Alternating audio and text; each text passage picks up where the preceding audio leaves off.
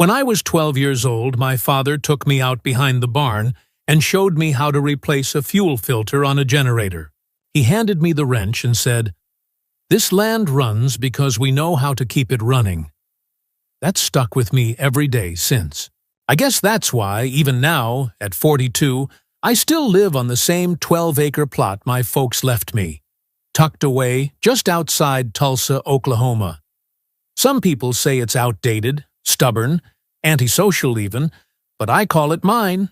And in a world that's always trying to sell you something or squeeze you into some box, that means everything.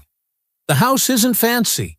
Ranch style, built back in the 70s, with a wraparound porch I rebuilt myself after a tornado took half of it in 2014.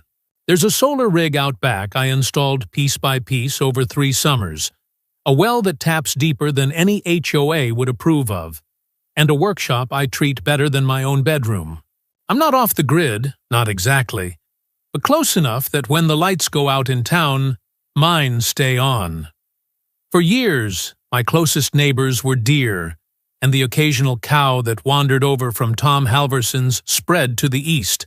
That changed about 4 years ago, when the developers showed up with blueprints and smiles and promises of a modern, unified community experience. What they meant was boxy prefab homes packed onto quarter-acre lots with strict lawn regulations and a color-coded mailbox policy I kept to myself. They built a perimeter fence, but their edge butted right up to my western boundary. I figured that'd be the end of it. It wasn't. 2 months ago, I got a letter in a crisp white envelope. No return address, just embossed initials, SHHA. Sunny Hollow Homeowners Association. Inside was a typed note and an offer. They wanted to buy my land, claimed it was for community expansion, and that I'd be fairly compensated based on recent appraisals. I didn't even make it past the second paragraph before tossing it in the fire pit out back. 2 weeks later came a second letter. Same initials, same faux professional tone, this time with a highlighted number, $600,000. I laughed out loud. That might have sounded generous to someone who didn't know what they had. But I knew every inch of this land, where the water ran, where the cottonwoods leaned in summer, where my dog Banjo liked to nap in the shade. You can't put a price tag on that.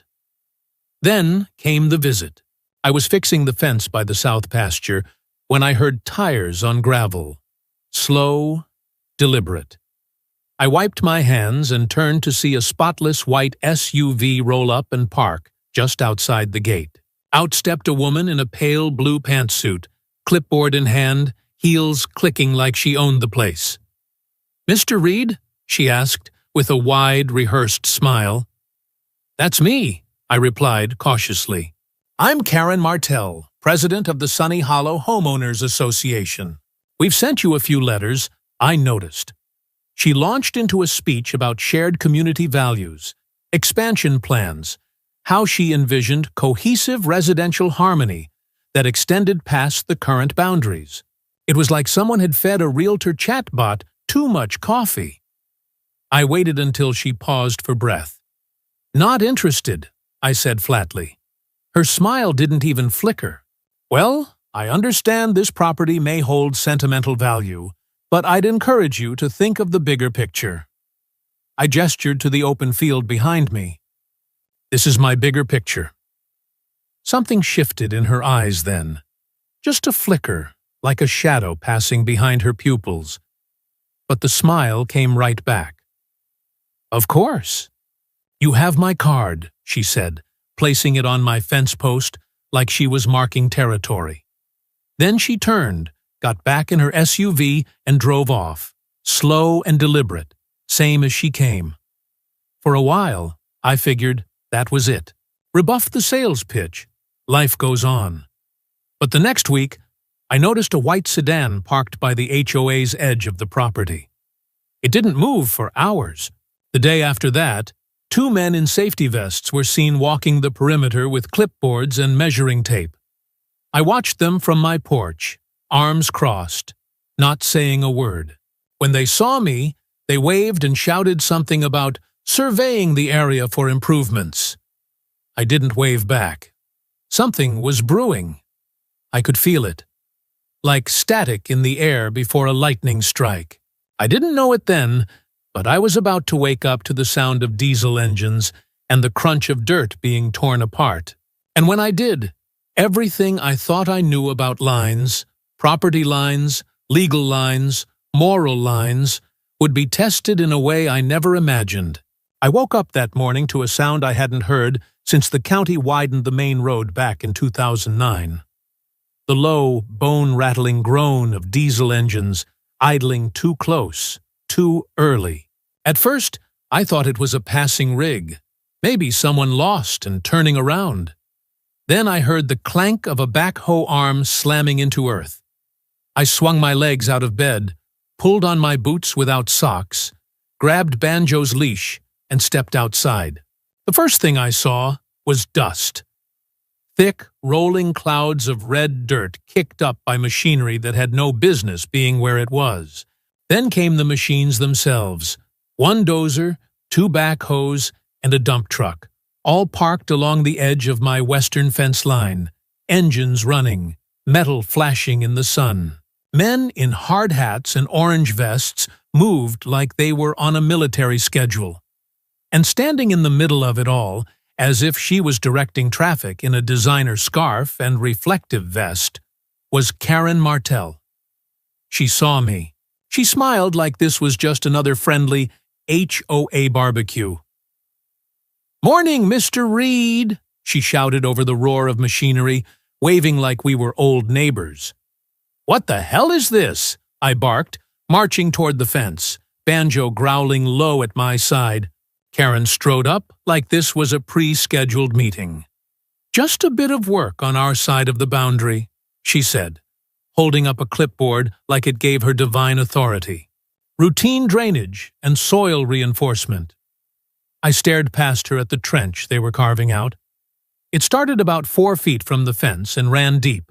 I mean, deeper than a foundation footing, easily 6 feet, and widening by the minute. But the real kicker was that it wasn't stopping. The machines were looping the dig.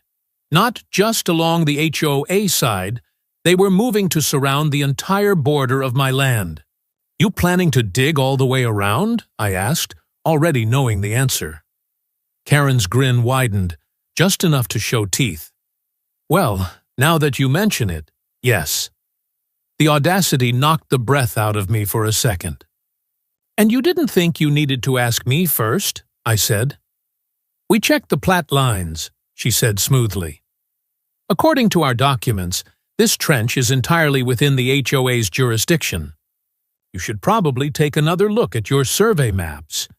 My fingers itched to grab the file from my cabinet, the one with the original deed, the county survey, and the signed statement from my father confirming every inch of this land. But I knew damn well I hadn't misplaced a single foot. "Karen, you're encroaching. This is illegal." She made a theatrical gesture, palms out, like I was overreacting. "Oh, come on now, Evan. No need for dramatics. Look at it this way. A little isolation might help you reconsider our offer." I blinked. She didn't even try to hide it.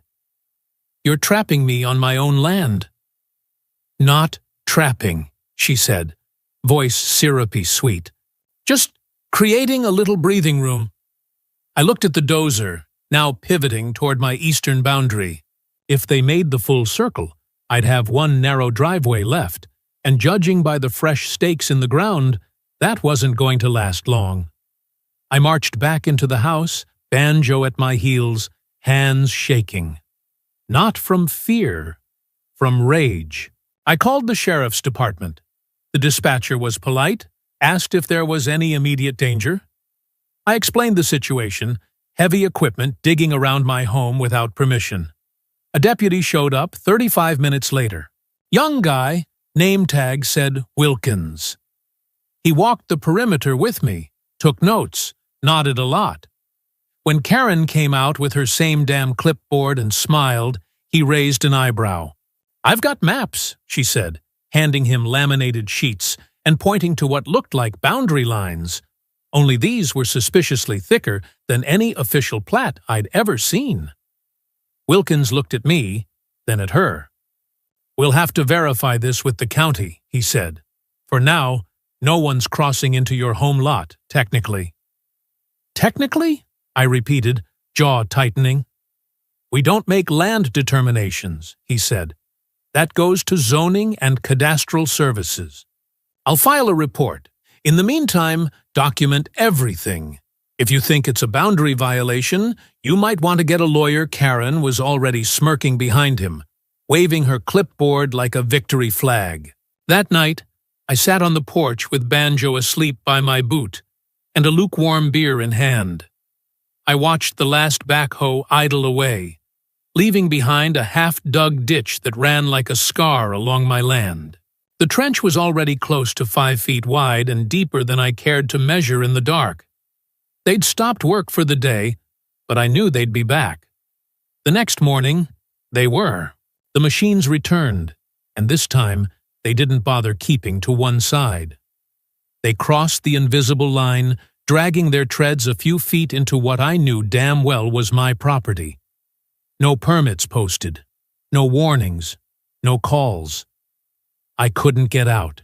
They'd parked a dump truck across the last remaining opening in the perimeter, my only access to the county road. Even deliveries couldn't get through.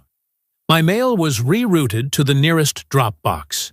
The trash company called to say they couldn't access my bins due to construction obstruction. I was officially landlocked in my own goddamn home. By Friday, it wasn't just a trench. It was a moat. And inside it, me. I've always believed in being prepared. Call it upbringing, call it stubbornness, call it the Boy Scout trauma of being left behind during a thunderstorm hike. Doesn't matter. The point is, I'd spent years making sure that if the world ever went sideways, I wouldn't be the one stuck holding a broken phone and no signal.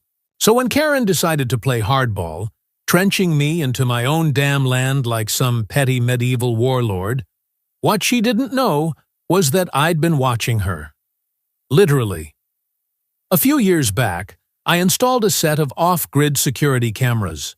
Not the obvious kind you mount above your front door with a blinking blue LED and a subscription fee. No, these were motion-triggered trail cams and solar-powered micro-recorders, all hidden inside fence posts, birdhouses, and one particularly aggressive-looking garden gnome. They synced wirelessly to a private cloud account through a hardwired repeater buried under my shed.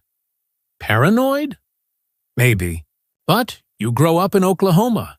You get used to tornadoes, copper thieves, and the occasional meth head thinking your tool shed is public domain.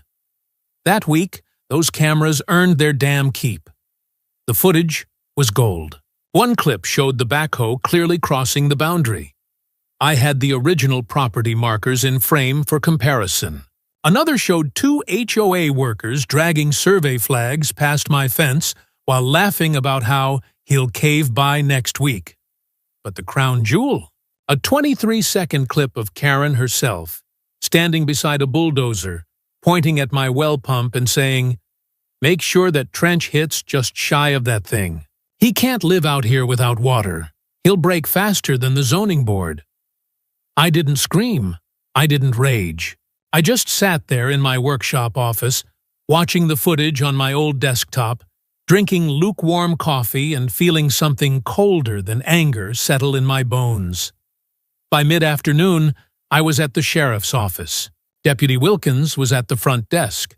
When I asked to speak to someone about unlawful land obstruction and vandalism, he winced a little and waved me back toward a private room. I brought a flash drive with the clips, labeled, time-stamped, geotagged. A supervisor named Carter came in 10 minutes later. Big guy, no nonsense. We watched the videos together. "Jesus," he muttered, as Karen pointed at the well on screen. "So?" I asked, arms crossed. He sighed. It's compelling. But land disputes get tricky. We'll need cadastral records, a proper third-party surveyor to confirm boundaries. I can file an official complaint and flag this for county review, but don't expect bulldozers to magically disappear tomorrow morning. I figured, I said, but now it's on record. Yep, and that, he said, pointing to the screen, might just be enough to make someone sweat. When I got home, I did what any rational man being slowly besieged by a pastel-clad HOA cult would do. I went online. First stop, local Facebook group. Sunny Hollow Chat, a cesspool of lawn care brags, lost dog posts, and HOA sycophants. I joined under my real name and dropped a short, polite post with 3 screenshots and a link to an unlisted YouTube video titled HOA Digging Trench Around Private Property Without Consent. It took off like dry grass in July. Comments rolled in. A few were from Karen's loyalists, folks who had clearly mistaken fascism for community spirit, but most were shocked. One guy posted, "Wait, that's around Evan's place? That's not even in the HOA." A woman added, "Is this even legal?" Within the hour, someone had tagged the local news station. By that evening, my inbox was flooded. Reporters, podcasters, random strangers asking for permission to repost. I said yes to everything. I also got a text from a number I didn't recognize. "Nice video. I'd take your next few grocery deliveries by drone if I were you." Unknown. Cute. Meanwhile, the HOA didn't sit still. The next morning, I got an email from someone named Trevor Henley, HOA counsel. It was a cease and desist for defamatory content. I laughed so hard I almost dropped my coffee. I responded with one sentence. "See you in court. I've got more footage than Netflix." But Karen wasn't done.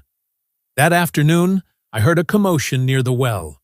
I walked out with banjo and spotted 2 guys in reflective vests trying to install a fence along the edge of the trench, directly blocking my access to the pump controls. I shouted. They claimed they were securing a hazard zone. "You're trespassing," I snapped. "I have you on camera." "Talk to the HOA," one muttered as they walked off. I uploaded that too. Captioned it, "They just blocked my water." Sunny Hollow HOA doubles down. By sunset, the video had 10,000 views, and the local news had left me a voicemail asking for an interview. It wasn't much, not yet, but something had shifted. The world was watching. Karen had dug a trench, thinking she was isolating me.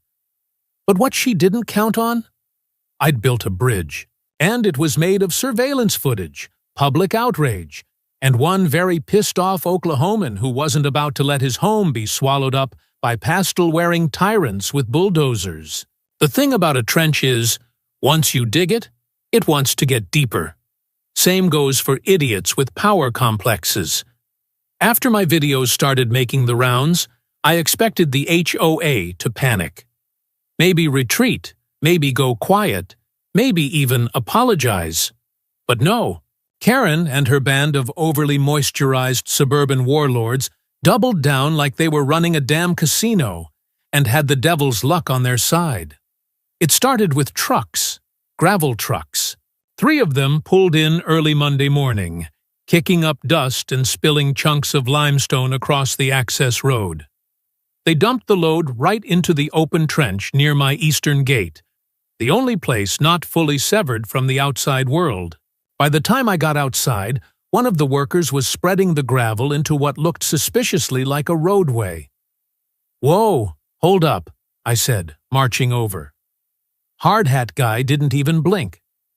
"HOA construction zone," he grunted. "Authorized egress path." "Authorized by who?" He tapped a laminated permit badge on his vest. It read, Sunny Hollow Infrastructure Division, which, as far as I could tell, was just a sticker someone slapped onto a clipboard during brunch. "You're not coming through my land," he shrugged. "Not your land." I pointed to the original survey marker, which I had staked into the ground myself. "That is 5 feet inside my boundary. You are officially trespassing." Smile. "You're on about 9 cameras right now." They left, eventually. But the gravel stayed, packed tight and level, like a driveway to nowhere. Then came the next move. They cut off access to my well. It didn't happen with a bang. No chains, no padlocks, no dramatic confrontation. Just a quiet morning when I found the entire path to the pump fenced off with temporary orange mesh and zip ties, and a laminated sign, "Notice, Restricted Zone, under Community Review." Community review my ass. I called the county water board. They hadn't approved any work in my area. I called the health department. Same story. Finally, I called my lawyer, Jenna. She picked up on the second ring and listened calmly while I vented. "Can you still access the pump?" she asked. "Barely, but if they keep going at this rate, I'll need a foxing grappling hook." "I'll file an emergency motion for injunctive relief," she said. "They're interfering with essential infrastructure. That's actionable." Meanwhile, Karen was working the neighborhood rumor mill like a champ. One neighbor, a nice guy named Steve with a nervous laugh, reached out via DM and warned me. "Just so you know, the HOA sent out a notice saying you're squatting on common land and ignoring cease and desist orders. Some folks are starting to believe it." I checked the Sunny Hollow Facebook page. Sure enough, there it was. Community alert. Ongoing issue with a non-compliant property bordering HOA land. Resident has refused multiple legal requests and is obstructing community infrastructure upgrades. We appreciate your patience during this process. That post had 57 comments, most of them supportive.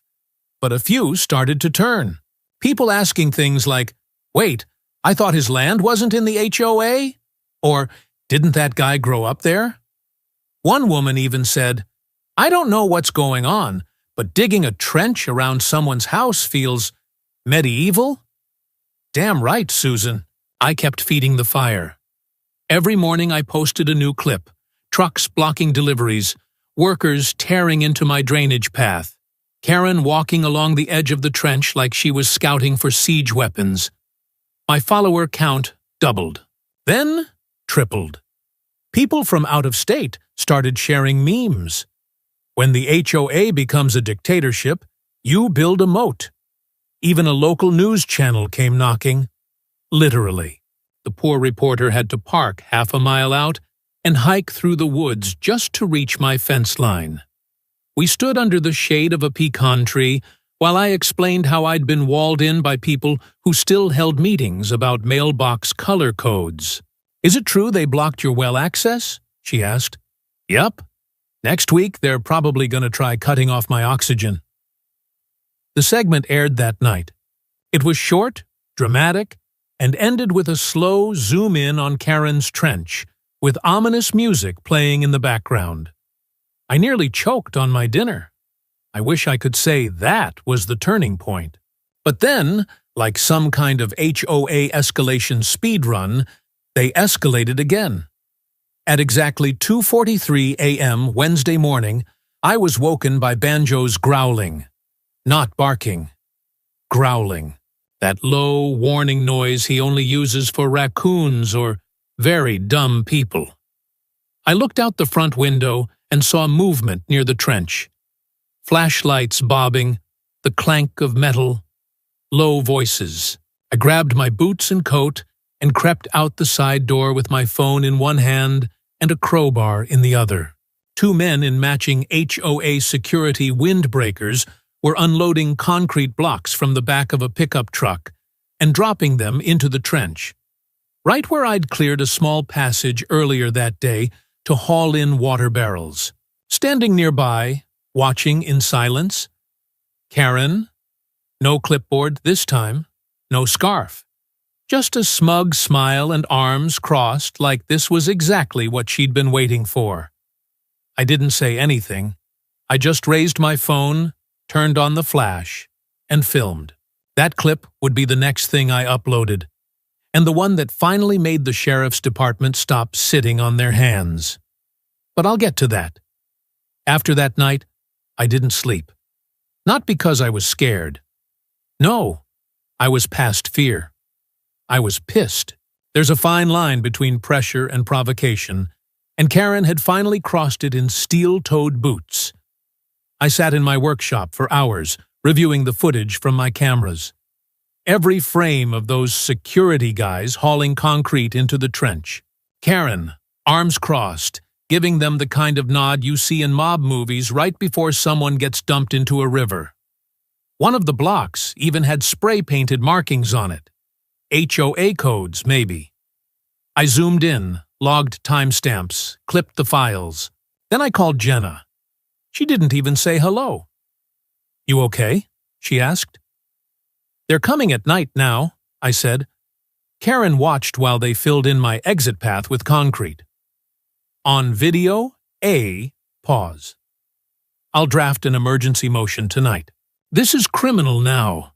We'll file in the morning, but I didn't wait for court. I waited until the next night. Same time. Same creeping diesel engine. I was sitting in the dark, porch light off, banjo curled by the door like a coiled spring. I'd already made my choice. I was done watching them destroy my land and call it landscaping. Done being reasonable. When the same pickup truck rumbled up and backed toward the trench, I stepped out. Slowly. Deliberately. Rifle slung over one shoulder. 12 gauge, legally owned, clean, and loaded. "Evenin'," I said, loud and flat. The two guys froze mid-lift. One had a cinder block in his hands, the other was mid-step, half in the trench. Karen, standing farther back this time in a different jacket, stiffened. "I'm gonna be real clear," I continued, not raising the gun, not threatening, just present.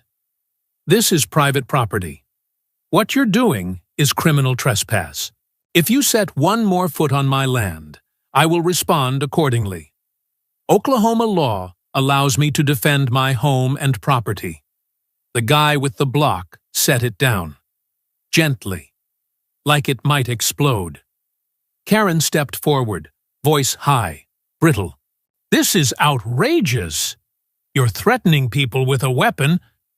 "No, ma'am," I said, as calmly as I could while keeping my voice from shaking with rage. "I'm stating facts. You've dug a trench around my home. You've blocked my water supply. You're destroying my infrastructure. And now you're sending people to sabotage my only access point in the middle of the damn night. All while standing on my land." One of the guys looked at her, then at me, then back at her. "Screw this," he muttered, climbing into the truck. Karen's face twisted. "You'll regret this, Evan." "I have every right." "No," I said, raising my phone and hitting record. "You don't?" By the time the sheriff's deputies arrived, and this time they came fast, I was back on the porch, rifle safely locked inside. Banjo still curled beside me like nothing had happened. The deputy wasn't Wilkins this time. This one was older, wore a wedding ring and a tired expression. "Mr. Reed," he said, tipping his hat. I nodded. "You might want to see something." I showed him the footage, from the front-facing camera, the side yard drone, the porch sensor, every second of the drop, the block placement, Karen's silent nods. I didn't need to embellish. The truth was enough. He watched in silence. When the last clip ended, he rubbed his jaw. "All right," he said. "This changes things." They took statements from me, from the retreating block crew. Karen refused to speak without counsel. "Fine by me," I said. I handed them the full footage archive, signed the paperwork, and watched from the porch as Karen's SUV backed down the gravel with no lights on. The next day, Jenna filed a motion to freeze all further construction by HOA until an emergency hearing could be held. The judge, a cranky old veteran named Dunley, granted it within hours. But it didn't stop there, because by then, the story had blown up. The clip of me confronting Karen, calm, armed, and stone-faced, had gone viral.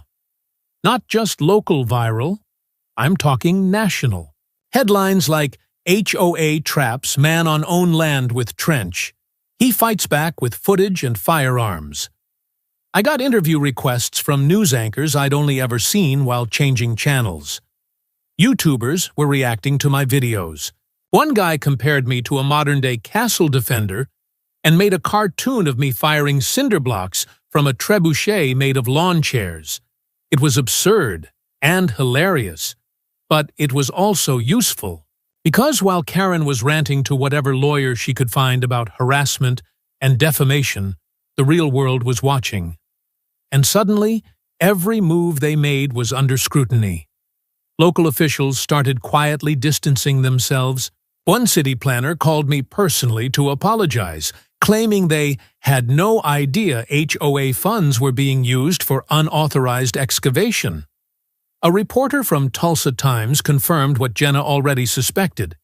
The permits Karen had been waving around in front of deputies?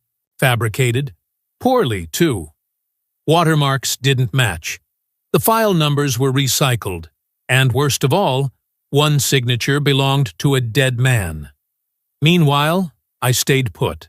My land, my house, my trench. I put up new signs. Not aggressive, just honest.